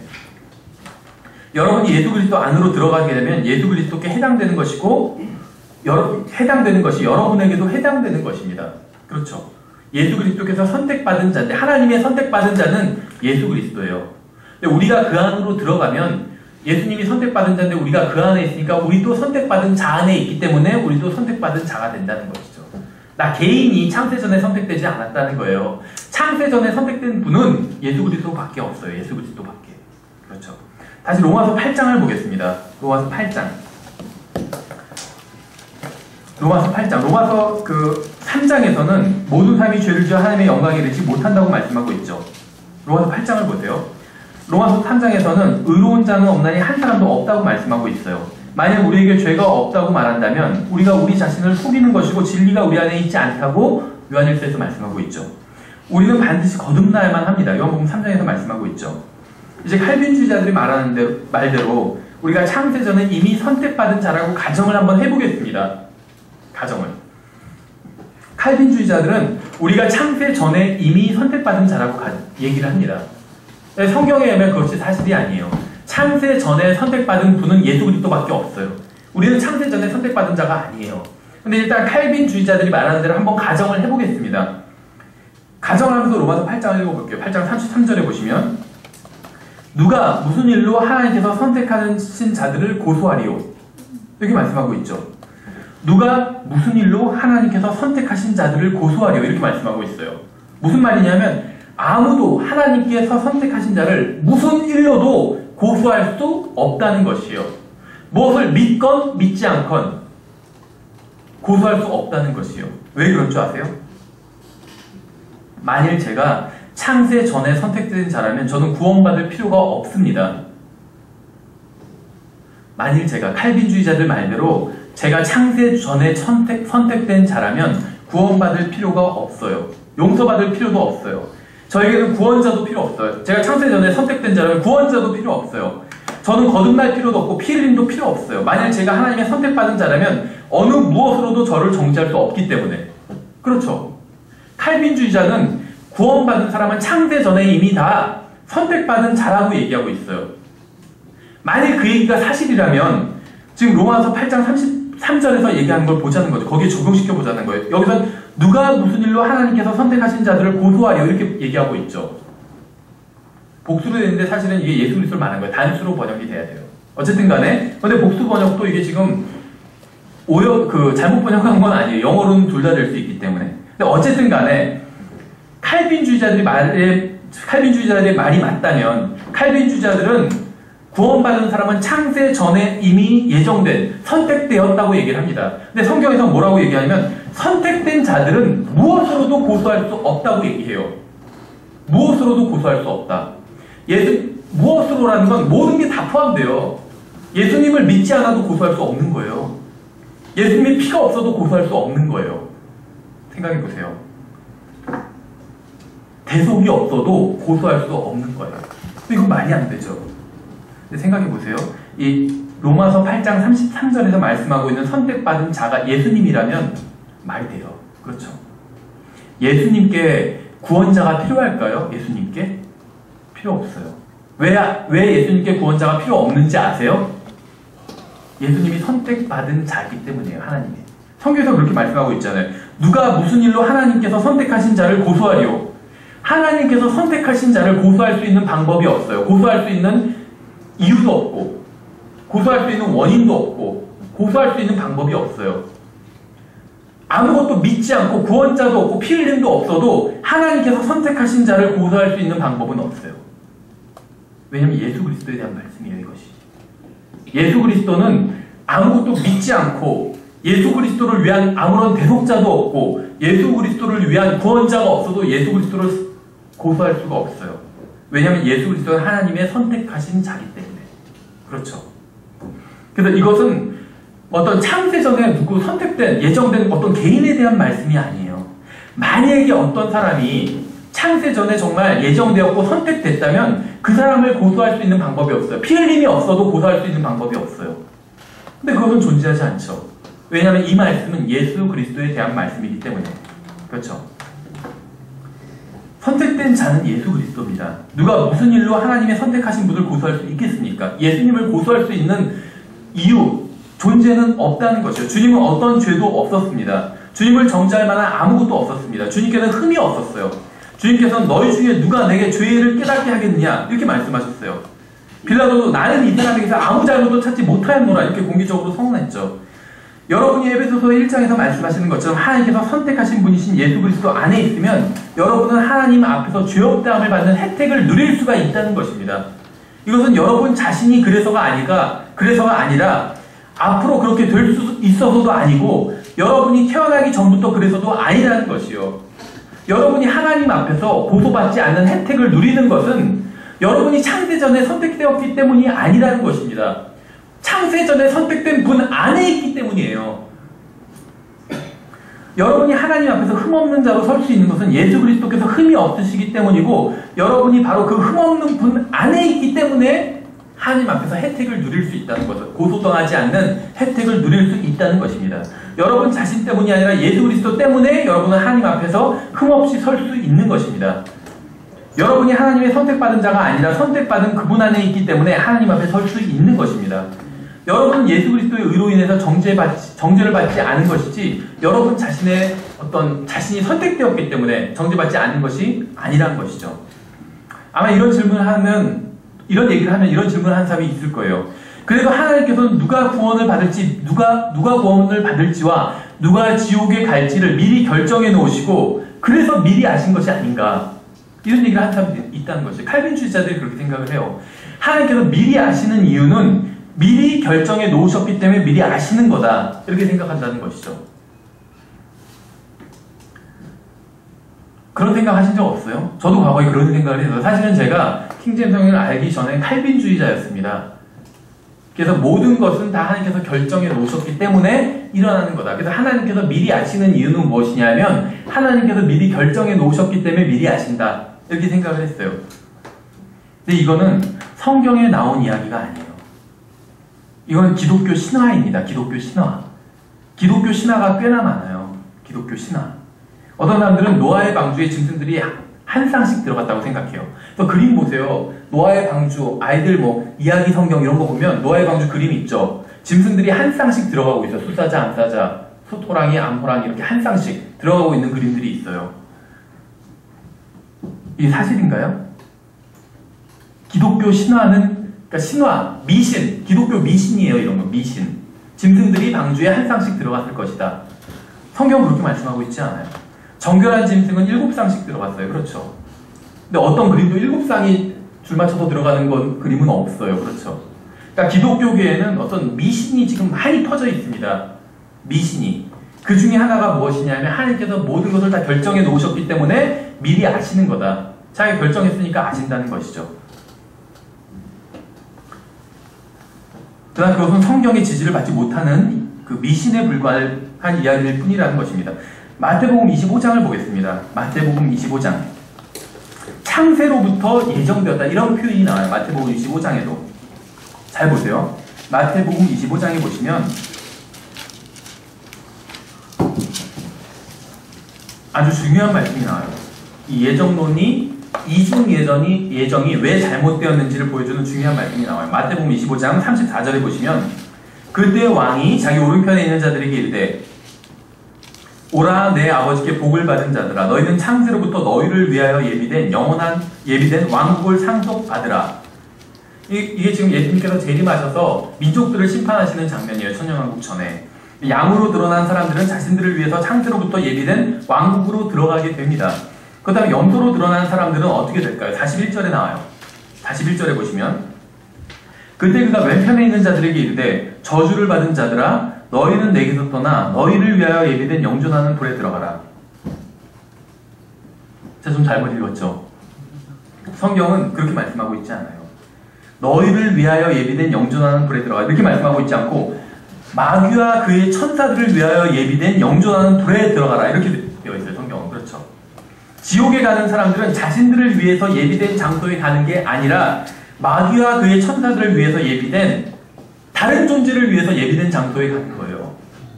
이게 굉장히 중요한 사실입니다. 지옥에 가기로 누군가가 예정되었다면 하나님께서는 그 사람들을 위한 장소를 만드셨을 거예요. 근데 하나님께서는 사람들을 만드시고 그들과 영원히 하늘나라에서 같이 교제를 하시기 위해서 만드셨어요. 만드시면서 얘는 하늘나라에 보내고 얘는 지옥에 보내야지, 이렇게 만드시지 않았다는 거예요. 모든 사람이 다 하늘나라에 갈 것을 하나님께서는 기대를 하시고 사람을 만드셨다는 거예요. 그래서 사람이 지옥에 갈 경우를 생각해서 지옥을 사람을 위한 장소로 만들지 않으셨다는 겁니다. 지옥은 사람을 위한 장소가 아니에요. 마귀와 그의 천사들을 위한 장소죠. 성경에 보면 그렇잖아요. 그렇죠? 제가 성경을 몇 구절 인용해 보겠습니다. 칼빈은 모든 것이 하나님의 뜻대로 이루어진다고 합니다. 이 세상에서 일어나는 모든 일이 다 하나님의 의도하심과 계획하심의 결과라고 얘기를 합니다. 근데 여러분 잘 아시는 구절이요. 베드로후서 3장 9절에서 뭐라고 말씀하고 있냐면 주께서 자신의 약속에 대해 어떤 사람들이 더디다고 생각하는 것 같이 더디지 아니하시며 오직 우리를 향하여 오래 참으사 아무도 멸망하지 않고 모두 회개에 이르기를 원하시느니라. 하나님께서는 악인이 멸망하는 것을 기뻐하시지 않는다고 말씀하고 있죠. 주님께서 오래 참으시는 이유는 무엇이냐면 회개하고 영원한 생명을 받게 하시기 위함입니다. 만약에 예수님께서 1999년 6월에 재림하셨다면 전 지옥에 가 있을 거예요. 1990년 7월에 구원받았거든요. 1990년 6월에 재림하셨다면 전 지옥에 가 있을 거예요. 그렇죠. 하나님께서는 제가 멸망하는 걸 원치 않으시기 때문에 오래 참아주신 것이에요. 다른 사람들도 다 마찬가지입니다. 디모데전서 2장에서 그분은 모든 사람이 구원을 받고 진리를 아는 데 이르기를 원하시느니라 이렇게 말씀하고 있죠. 하나님께서 지옥을 만드셨을 때 어떤 사람도 그곳에 가기를 원하지 않으셨고 의도하지도 않으셨습니다. 주님께서는 모든 사람이 구원을 받기를 원하시고 아무도 멸망하지 않기를 원하셨습니다. 어떠한 사람이라도 지옥에 가는 것은 결코 하나님의 뜻이 아닙니다. 간접적인 뜻이에요. 허용하시는 뜻. 하나님이 아까 직접적인 뜻과 간접적인 뜻이 있다고 말씀드렸죠. 직접적인 뜻이 하나님께서 원하시는 뜻이고 간접적인 뜻은 다른 말로 하면 하나님께서 원하시지 않는 뜻이에요. 간접적인 뜻은 다른 말로 하면 하나님의 뜻이 아닌 뜻이에요. 하나님께서 어떤 사람이 지옥에 가는 건 허락하셨을 뿐이에요. 그 다음에 회개하지 않기 때문에 하나님께서 원하시는 건 그 사람이 회개하고 지옥에 가지 않는 것입니다. 그럼 이제 지옥에 가는 사람들은 도대체 뭡니까? 이렇게 물을 수가 있겠죠. 이사야서 5장을 보면 이사야서 5장을 한번 찾아보세요. 칼빈의 하나님은 성경의 하나님이 아니거나 매우 능력이 적은 창조자일 것입니다. 성경의 하나님이 아니에요. 칼빈의 하나님은. 만약 여러분이 누가 구원받을지 창세전에 알고 있다면, 그리고 누가 구원받지 못할지도 창세전에 알고 있었다면 그들의 정확한 수도 알고 있었을 거예요. 그렇죠? 칼빈주의가 맞다면 하늘나라에 갈 사람을 하나님께서 예정해 놓으셨고 창세전에, 지옥에 갈 사람도 창세전에 예정해 놓으셨겠죠. 그러면 하늘나라에 갈 사람이 몇 명인지 정확히 알고 계셨겠죠. 하나님께서는. 그 지옥에 갈 사람도 몇 명인지 정확히 알고 계셨겠죠. 하나님께서. 칼빈주의가 맞다면. 근데 칼빈주의는 굉장히 이상해요. 칼빈주의가 맞다면, 만약 칼빈주의가 옳다면 하나님은 산수를 제대로 잘 못하시는 하나님이 되어버려요. 수를 잘 못하시는 하나님이 된다는 것이죠. 하나님께서는 인간을 만드셨습니다. 그리고 동산에 두셨습니다. 하나님께서 아담이 죄를 짓도록 하셨나요? 칼빈은 그렇다고 대답을 해요. 아담이 죄를 지은 건 누구 때문이죠? 마귀 때문이죠. 마귀 때문이긴 하지만 자기 때문이에요. 자기 때문. 아담은 시험을 받았지만 예수님도 시험 받으셨잖아요. 그렇죠? 근데 예수님도 마귀의 시험을 받으셨지만 죄는 짓지 않으셨죠. 마귀의 시험을 받는다고 해서 100% 다 죄를 짓는 것은 아니라는 거예요. 죄를 짓지 않을 수도 있었어요. 아담은. 그럼 아담이 만약에 선악과를 따먹지 않았으면 어떻게 되었을까? 누가 이렇게 질문하시는데 그건 몰라요. 가정이니까. 몰라요. 그건 정말로 몰라요. 어쨌거나 아담은 선악과를 따먹었습니다. 선악과를 따먹지 않을 수도 있었지만, 죄를 짓지 않을 수도 있었지만 자기 자의로 죄를 지었어요. 근데 칼빈은 아니다. 하나님께서 죄를 짓게 하셨다. 이렇게 주장을 합니다. 하나님께서 마귀를 보내셔서 아담을 유혹하고 타락하도록 하셨다고 주장을 한다는 것이요. 칼빈은. 여러분이 칼빈 주장하면 그렇게 믿어야 됩니다. 하나님께서는 이 세상에 얼마나 많은 사람이 있을지도 아셨고 또 그들 중 일부는 아마도 상당수는 지옥에 보내기를 원하셨어야 한다고 믿어야 된다는 것이죠. 칼빈주의가 사실이라면. 이사야서 5장 14절을 보시면 그러므로 지옥이 자기를 확장하고 한량없이 자기 입을 벌렸은즉 그들의 영광과 그들의 큰 무리와 그들의 영화와 또 기뻐하는 자가 거기로 내려가리로다. 이렇게 말씀하고 있죠. 제가 한 가지 질문을 드릴게요. 만약 하나님께서 창세 전에 지옥에 갈 사람들을 미리 정해놓으시고 그들이 누구인지 또 몇 명인지 미리 아셨다면 왜 지옥을 충분히 크게 만들어 놓지 않으셨을까요? 지옥에 갈 사람의 수를 미리 아셨다면 지옥을 확장 공사하실 필요가 없다는 것이죠. 그렇죠? 처음부터 그렇게 공사하시면 되지. 지옥의 규모를, 예를 들면 지옥에 갈 사람의 수가 모르지만 뭐 40억이다. 그럼 40억이 들어갈 수 있는 공간을 지옥으로 만들어 놓으셨으면 되는 거죠. 근데 성경에 의하면 지옥이 스스로 확장하고 있대요. 하나님께서 지옥의 확장 공사를 하신 거예요. 전 여기서도 하나님의 마음을 볼 수 있을 것 같아요. 하나님께서는 사람들이 지옥에 가는 걸 원치 않으셨어요. 최소한만 확장해 놓으신 거예요. 근데 사람들이 지옥에 가고 지옥에 계속 갈 사람들이 넘쳐나고 있어요. 할 수 없이 더 확장하실 수밖에 없는 거예요. 그렇죠? 지옥에 갈 사람의 수를 미리 아셨다면 지옥을 확장 공사하실 필요가 없었다는 겁니다. 이건 이제 추측인데 왜 화산이 분출해서 땅 아래에 공간을 넓히는지 아세요? 화산, 마그마가 분출돼서 나오잖아요. 그럼 땅 아래에 있던 것이 밖으로 나오는 거죠. 화산 분출할 때. 그럼 지옥은 땅 속에 있죠. 그럼 지옥이 확장 공사하고 있는 거예요. 화산이 활동하는 걸 보면, 물론 성경에 그런 말씀은 없어요. 유추한 겁니다. 화산 활동을 보면 땅 속에 있는 것이 밖으로 나오잖아요. 그럼 땅 속엔 그만큼 공간이 더 넓어지죠. 근데 지옥은 불타는 곳이에요. 그렇죠? 근데 땅 밖으로 튀어나오는 게 지금 불타는 돌들이 막 튀어나오죠. 마그마가. 불타는 것들이. 지옥이 확장 공사를 하고 있는 거예요. 저는 그렇다고 믿어요. 뭐 이걸 안 믿으면 어쩔 수 없지만 안 믿는다고 해서 이단은 아니에요. 근데 아마도 지옥은 분명히 확장 공사를 하고 있는데 어떠한 경로로 확장 공사를 하냐? 화산 활동을 통해서 확장 공사를 하는 것이 아닌가 이렇게 생각하는 거예요. 이건 그냥 추측입니다. 어쨌든지 간에 제가 말하고자 하는 것은 하나님께서는 지옥에 갈 사람의 수를 미리 정해놓지 않으셨기 때문에 지옥을 확장하실 필요가 있었다는 것입니다. 성경에 나오는 거예요. 그렇죠? 이사야 5장에서. 우리가 이제 출애굽기 32장과 계시록 3장을 살펴보겠습니다. 먼저 출애굽기 32장에 보시면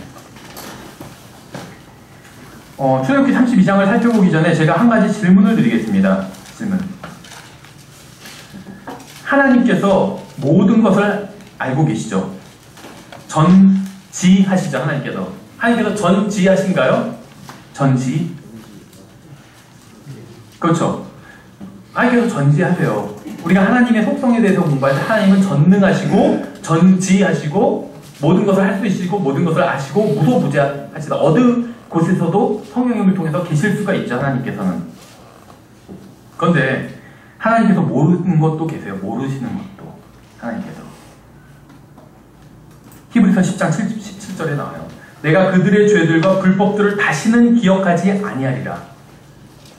하나님께서는 구원받은 사람들의 죄를 기억하시지 않으시겠다고 말씀하셨어요. 하나님께서 구원받은 사람들의 죄를 더 이상 기억하지 않으신다면 하나님께서 모든 것을 다 아시는 것은 아니죠. 그러니까 하나님께서 전지하시다 이렇게 가르치면 잘못했다. 지금 그 얘기를 하는 것은 아닙니다. 하나님께서 원하시면 아실 수도 있어요. 우리가 회개한 죄를, 구원받은 사람들의 죄를 원하시면 아실 수도 있습니다. 근데 하나님께서는 모르시기로 작정하셨어요. 자기가 기억하지 아니하자 선택적으로 망각하실 수 있는 거예요. 이것도 하나의 능력이죠. 생각해보세요. 여러분의 기억 중에 나쁜 기억도 있을 거예요. 근데 그 기억을 없앨 수 있다면 얼마나 좋을까요? 그렇죠? 때때로 막 생각날 때가 있잖아요. 안 좋았던 일들이. 그럼 괴롭죠, 다시. 하나님께서는 안 좋았던 기억을 없애실 수 있는 거예요. 그래서 우리가 영원히 교제하실 수 있는 거예요. 생각해보세요. 누가 여러분에게 아주 사악하게 여러분을 사기를 쳤다고 생각해보세요. 여러분한테 끔찍한 죄를 누가 저질렀다고 생각을 해보세요. 그럼 그 사람과 교제를 나눌 수 있을까요? 그 사람을 용서할 수는 있어요. 그렇죠? 내 가족을 죽인 사람이 있어요. 용서할 수도 있어요. 어쩌면. 그렇죠? 근데 그 가족을 죽인 사람과 내가 계속 같이 살아야 돼요. 그건 또 다른 문제죠. 그 사람을 볼 때마다 생각날 거예요. 사실 그 사람이 없어져 버리면 괜찮겠는데 내 눈에 안 보이면, 근데 나한테 끔찍한 죄를 저지른 사람, 내 사랑하는 사람을 죽인 사람과 내가 같이 살아야 돼요. 그건 너무나도 괴롭겠죠. 하나님께서 우리가 영원히 사시기 위해서 선택하신 방법이 이거예요. 우리의 죄를 기억하지 않으시는 거예요. 그렇죠? 우리가 하나님 앞에서 얼마나 끔찍한 죄를 많이, 한두 번이 아니잖아요. 수천 번 졌어요. 생각해보세요. 여러분한테 수천 번, 여러분이 사랑하는 사람 죽인 게 아니라 여러분한테 수천 번 거짓말을 했어요. 거짓말. 죽인 것보다 훨씬 더 작은 죄죠. 그래도 그 사람이랑 같이 있고 싶으세요? 짜증나지 않겠어요? 입에서 나왔다만 하면 다 거짓말이에요. 누가? 그럼 그 사람이랑 계속 같이 있고 싶으시겠어요? 같이 있고 싶지 않겠죠. 피하고 싶겠죠. 그냥 그 사람을. 생각해보세요. 모든 사람은 거짓말쟁이라고 했어요. 하나님께서 보실 때 우리가 얼마나 거짓말을 많이 하겠어요. 그렇죠?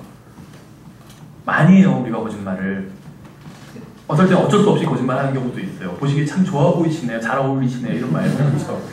사실 보고 잘 안 어울리는데 왜 저러고 하고 다닐까? 이렇게 했는데 겉으로는 그냥 잘 어울리시네. 이렇게. 어쨌든 거짓말. 뭐 그거는 이제 선의의 거짓말이라 해도 물론 거짓말이죠. 악의적인 거짓말도 많아요. 그렇죠? 의도적으로 하는 거짓말도. 하나님께서 보시기에 얼마나 역겨우시겠어요. 또 어떻게 우리가 영원히, 그것도 남편과 아내로서 사랑하는 사람으로서 어떻게 영원히 교제를 나눌 수가 있겠어요. 방법은 하나예요. 기억하지 않으시는 거예요. 그렇죠? 그래서 왜 이런 분들이 있잖아요. 내가 하나님께 용서를 구했어요. 죄를 짓고 용서를, 성경에서는 구원받은 그리스도인이라도 다시 용서를 구해야 되는 경우가 있어요. 자백해야 되는 경우가. 어떤 그 잘못 성경을 배운 분들은 한 번 자백을 하고 용서를 구하면 다시 용서를 구할 필요가 없다 이렇게 주장하는 사람들이 있습니다. 모든 죄에 대한 값을 예수 그리스도께서 치러주셨기 때문에, 단번 속죄 때문에. 근데 그럼 반만 맞고 반만 틀린 거예요. 예수님께서 단번 속죄를 하신 건 맞아요. 내가 앞으로 지을 죄까지도 모두 다 예수님께서 죄값을 치러주셨습니다. 그건 맞아요. 근데 죄를 지어놓고 자백하지 않는다면 그건 하나님과의 관계가 엉망이 돼버릴 수밖에 없어요. 요한일서에서 1장에서도 말씀하고 있잖아요. 우리가 죄 없다고 하면 우리 자신을 속이는 자라고 말씀하고 있어요.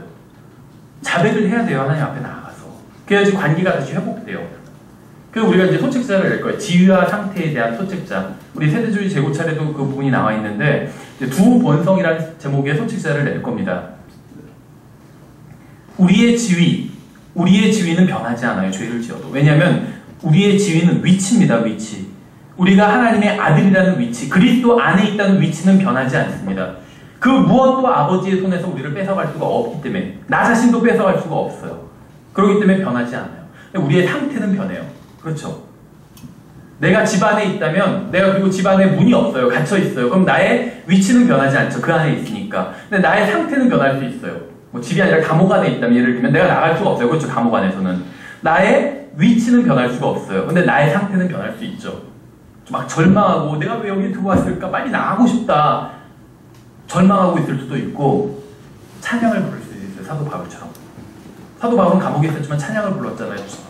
아마 옆방에서는 다 절망하고 있었을 거예요. 막 땅을 치면서 자기를 밀고 한 사람 내가 나가면 가만 안 둬야지 이러고 있었을 수도 있어요. 사도 바울은 찬양을 드렸죠. 기쁨으로. 상태요, 상태. 그것이. 위치는 변할 수 없지만 상태는 변할 수가 있어요. 그렇죠.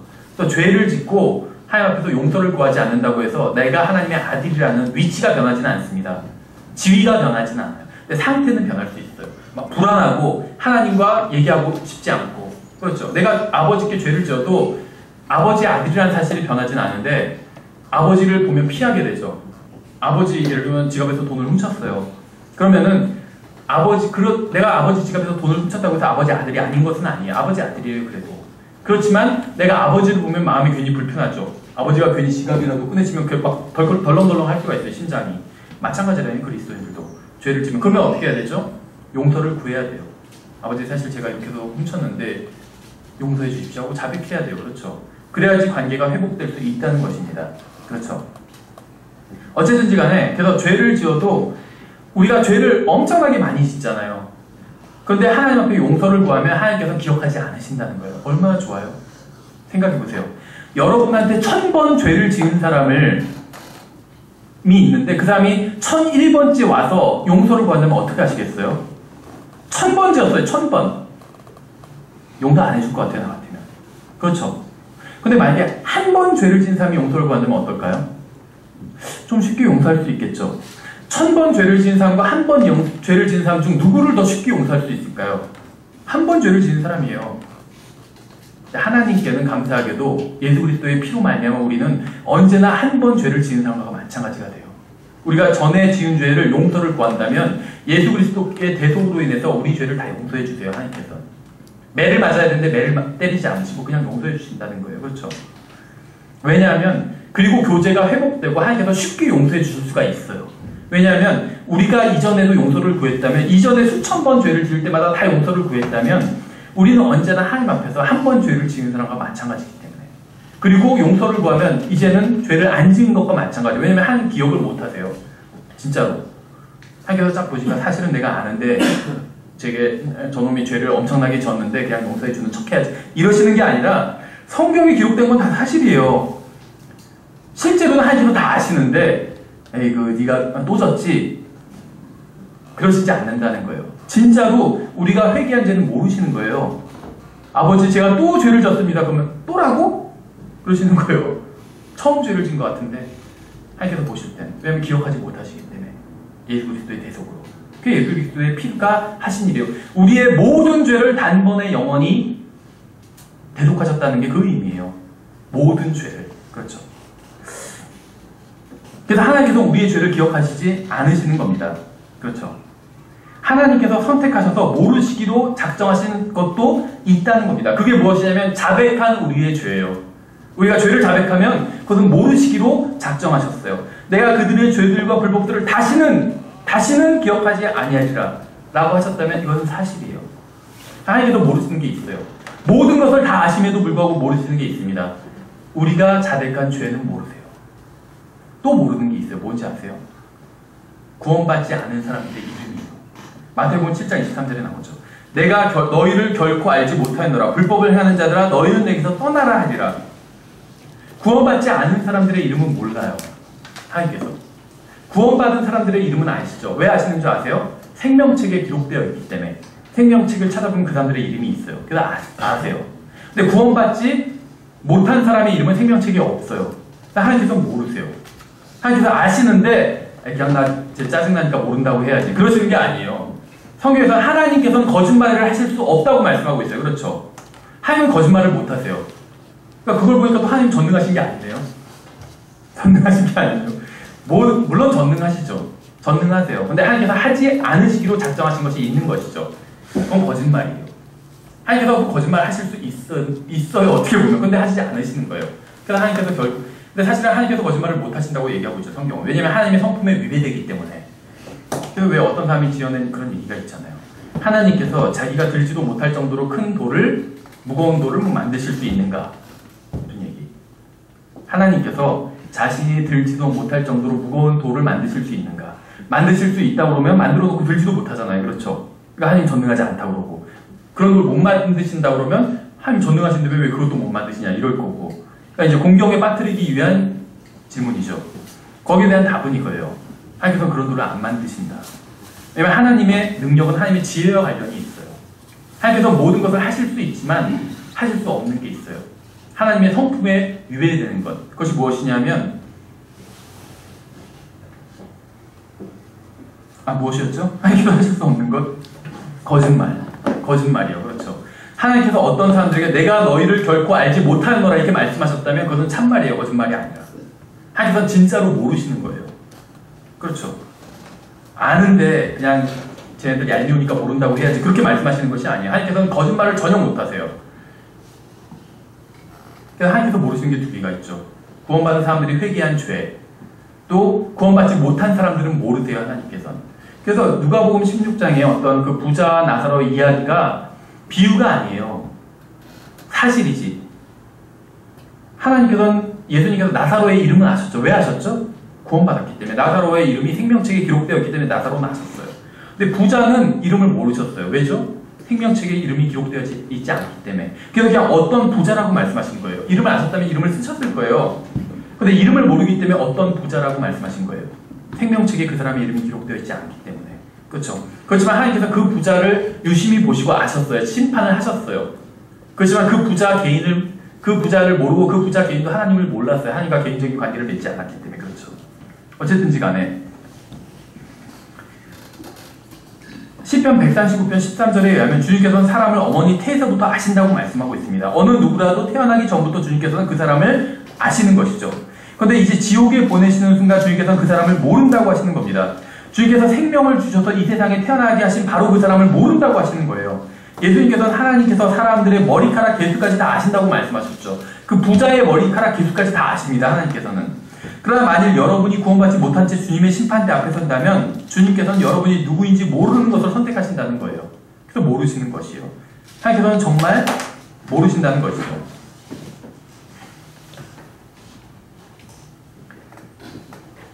출애굽기 32장을 펴셨죠. 32절부터 보시면 이것은 이제 백성을 위한 모세의 간구입니다.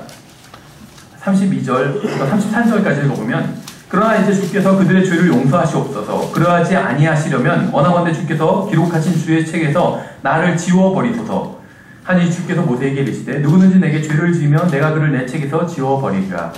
여기서 다시 질문을 드릴게요. 만일 어떤 사람이 죄를 짓고 구원받지 못한 채 지옥에 갈 것이라서 생명책에서 그의 이름을 지워버릴 것을 미리 알았다면 왜 처음부터 그의 이름을 기록해 놓은 것일까요? 그렇죠. 왜 어린 양의 생명책에 처음부터 구원받기로 예정된 사람들의 이름만 기록해 놓지 않은 것일까요? 왜 기록한 것을 지우시는 것일까요? 그렇죠. 그러니까 하나님께서 정하시지 않았다는 거. 정해놓았다면 아예 기록해 놓지 않으셨겠죠. 그 이름을. 이제 계시록 3장을 보겠습니다. 계시록 3장. 여기서도 출애굽기 32장과 같은 것을 증언하고 있어요. 계시록 3장 5절에서 보시면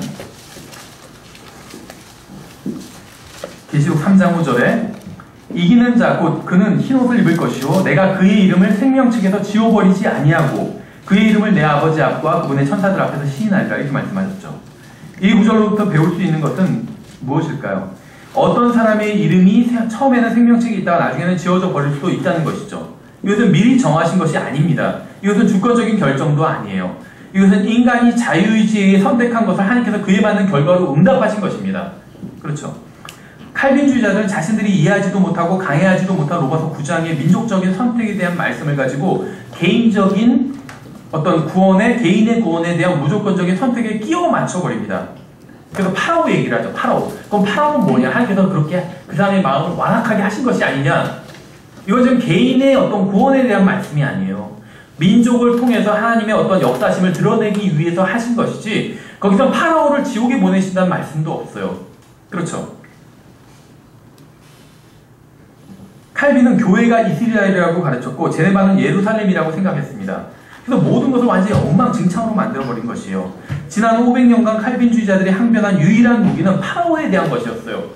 칼빈주의자들이 이렇게 성경으로 이렇게 얘기를 하면서 칼빈주의가 잘못된 것이라고 얘기를 하면 파라오 얘기를 한다고요. 파라오. 그렇지만 파라오는 하나님께서 그렇게 만드신 것이 아니야. 그러죠.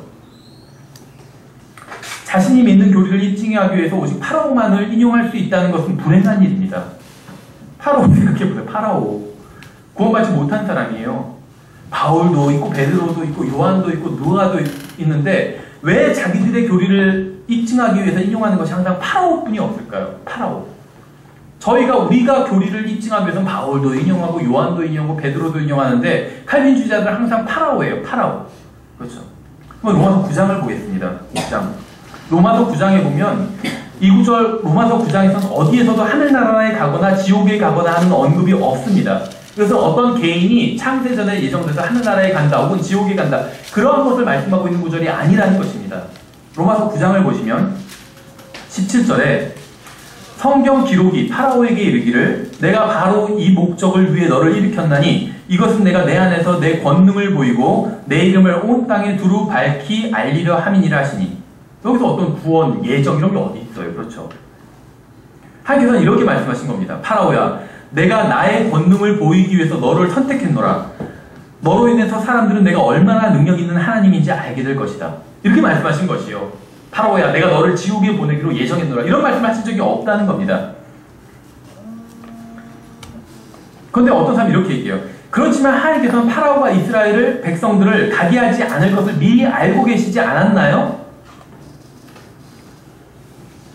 그런데 잠깐만 생각을 해보세요. 비슷한 경우를 한번 제가 얘기를 드릴게요. 몇백 년 후에 한 사람이 등장합니다. 파라오 같은 사람이. 이 사람은 파라오와 마찬가지로 구원받지 못한 이방인 왕이었어요. 그는 파라오처럼 큰 권력을 가진 통치자였습니다. 그리고 파라오처럼 유대인들을 지배하던 자였어요. 파라오와 굉장히 비슷해요. 이 사람 이름이 뭔지 알았어요? 고레스예요. 고레스. 하나님께서는 고레스에게 말씀하셨어요. 파라오에게 하신 말씀과 똑같아요. 내 백성을 가게 하라. 고레스가 뭐라고 대답했는지 아세요? 파라오는 주가 누구이기에 내가 하나님을 이스라엘을 가게 하는가 이렇게 얘기했죠. 하나님께 대항했어요. 근데 고레스는 뭐라고 얘기했는 줄 아세요? 네 가게 하겠습니다. 그렇게 대답했어요. 하나님께. 그렇게 답하고 그렇게 실행했습니다. 그리고 고레스로 인해서 하나님의 이름과 권능은 온 땅에 두루 밝혀졌어요. 고레스는 파라오와 비슷한 상황이었지만 정반대의 결과를 보여줬습니다. 파라오도 이스라엘 백성을 가게 할 수 있었어요. 생각해보세요. 고레스는 이스라엘 백성을 가게 했죠. 그래서 고레스로 인해서 하나님의 이름이 영광을 받으셨죠.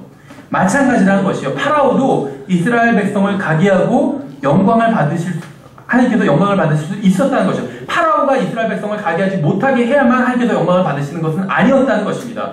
물론 하나님께서는 가게 하든 가게 하지 못하든 어떠한 방법으로든 영광을 받으실 수가 있어요. 근데 파라오가 이스라엘 백성을 가게 하고 하나님께 영광을 돌릴 수도 있었다는 것이요. 고레스는 그렇게 했어요. 근데 파라오는 그렇게 하지 않고 버티다가 매를 맞은 것이죠. 파라오도 어떠한 재앙을 당하지 않을 수도 있었습니다. 고레스도 만약에 가게 하지 않았다면 재앙을 당했을 것이 10가지 재앙이 일어났을지도 몰라요. 그건 모르는 일이죠. 파라오의 첫째 아들이 죽지 않을 수도 있었어요. 이집트의 병사들이 홍해에 빠져 죽지 않아도 하나님의 목적은 달성될 수 있고 하나님의 이름과 권능이 알려질 수 있어요. 누군가 지옥에 가야지만 하나님께서 영광을 받으시는 건 아니고 누군가 지옥에 가야지만 하나님의 권능이 높임을 받으시는 것도 아닙니다. 하늘나라에 가도 누군가 하나님의 권능이 높임을 받을 수가 있어요. 그렇죠. 하나님의 목적은 파라오의 아들들을 죽이거나 이집트를 멸망시키는 것이 아니었습니다. 하나님은 악인이라도 지옥에 가는 것을 기뻐하지 않으세요. 하나님의 목적은 주님의 이름과 권능을 온 땅에 두루 밝히는 것이었습니다. 그 선택권은 파라오에게 주셨어요. 파라오는 주님의 말씀에 순종할 수도 있었고 저항할 수도 있었습니다. 고레스도 주님의 말씀에 순종할 수도 있었고 저항할 수도 있었어요. 한 사람은 순종하는 걸 택했고 한 사람은 저항하는 것을 택했어요. 그렇죠. 사람이 어떠한 선택을 하나 하나님께서는 자신의 목적을 성취하실 수가 있습니다. 그렇죠. 마태복음 22장을 보시면 마지막으로 1절부터 보시면 시간이 없으니까 제가 읽어볼게요. 예수님께서 응답하며 다시 비유로 그들에게 말씀하여 이르시되 하늘의 왕국 마치 자기 아들을 위해 혼인잔치를 베푼 어떤 왕과 같으니라. 그가 자기 종들을 보내어 결혼식에 초대받은 자들을 불렀으나 그들이 오려하지 아니하매. 마태복음 22장 1절부터 3절까지. 왕은 누구죠? 예수님입니다. 혼인잔치는 무엇이죠? 천년왕국이에요. 오십시오. 당신은 초대받았습니다. 오세요. 왕께서 당신을 초청하셨습니다. 왕께서 잔치에서 당신을 보고자 하십니다. 왕께서 당신을 위한 특별한 자리를 마련하셨습니다. 그래서 사람들은 우리는 원하지 않아요. 이렇게 얘기한 거예요. 그리고 가지 않았습니다. 왕이 그들을 직접 초대하고 그들을 위해 자리를 마련했지만 오지 않은 것이요. 성령님께서 직접 초대하셨잖아요. 오지 않은 것이요. 4절에 보시면 그가 다시 다른 종들을 보내며 이르기를 초대받은 자들에게 알리되 이 세상에 있는 모든 사람들이 다 초대받았습니다. 초대받은 자들에게 알리되 보라 내가 오찬을 준비하고 내 소와 살찐 짐승을 잡고 모든 것을 갖추었으니 혼인잔치에 오라 하라 하였으나 그들이 그것을 가볍게 여기고 자기들의 길로 가되 하나는 자기 농장으로 가고 하나는 장사하러 가고 남은 자들은 그의 종들을 붙잡아 모욕하고 죽이니라. 왕의 말을 가볍게 여기고 종들을 모욕하고 죽인 사람들이 누구입니까? 초대받은 사람들이에요. 초대받은 사람들은 잔치에 예정된 사람들이었습니다. 그렇죠. 누군가를 초대했어요. 그 사람을 위한 초대석을 마련해놨어요. 예정된 사람들이었어요. 그런데 잔치에 오기로 예정된 사람들이 초대를 강하게 거부하고 있는 것이요. 7절에 보시면 왕이 그것을 듣고 노하여 자기 군대를 보내어 그 살인한 자들을 죽이고 그들의 도시를 태우며 만일 이 모든 것이 왕이 의도하고 계획한 것이라면 왜 그대로 행한 사람들의 행위에 화를 내는 것일까요? 그렇죠. 화를 낼 이유가 없어요. 왕은. 근데 왕은 자기가 의도한 대로 되지 않았기 때문에 화를 낸 것입니다. 만약 손님들이 처음부터 오지 않을 것을 알면서도 그들을 초청했다면 그것은 기만한 것이죠. 기만. 예수님께서는 내가 곧 길이요 진리요 생명이라고 말씀하셨어요. 또 오라 하시노도다. 듣는 자도 오라 할 것이요 목마른 자도 올 것이요 또 누구든지 원하는 자는 값없이 생명수를 취하라. 이렇게 말씀하셨어요. 이 모든 말씀이 다 농담이었나요? 오지 않을 것을 미리 아시고 이렇게 말씀하셨다면 그것은 결국 예수님과 성령님께서 사람들을 속인 것에 불과하다는 것이죠. 8절을 보세요. 그 뒤에 자기 종들에게 이르되 결혼식은 준비되어 있으나 초대받은 자들이 합당하지 아니하니 초대받은 사람들이 있는데 그들은 오지 않았다는 것입니다. 이것은 무조건적인 선택이 아니라는 것이요. 왕이 있고 왕이 베푼 잔치가 있고 또 초청이 있습니다. 왕이 개인적인 초청인데 왕이 개인적으로 초청했는데 사람들이 거절했어요. 그들은 잔치에 오지 않았고 왕의 뜻을 거절했습니다. 선택은 무조건적인 것이 아니에요. 예정은 구원받지 못한 사람들과는 아무런 관련이 없습니다. 하나님께는 죄의 책임이 없어요. 하나님께서는 초대하셨어요. 모든 죄를 용서받고 지옥에 가지 않을 길을 열어주셨고 초청하셨다는 것이에요. 사람들이 거절했다는 것입니다. 그렇죠. 선택은 무조건적이 아니었어요. 조건적이었다는 것이에요. 누구든지 예수님을 믿으면 선택 안으로 들어온 것입니다. 거절한다면 자기들의 죄의 대가를 스스로 치를 수밖에 없다는 것이요. 예, 그래서 오늘 여기까지 살펴봤고 다음 시간에 계속해서 세 번째 강령을 살펴보도록 하겠습니다. 예, 수고하셨습니다.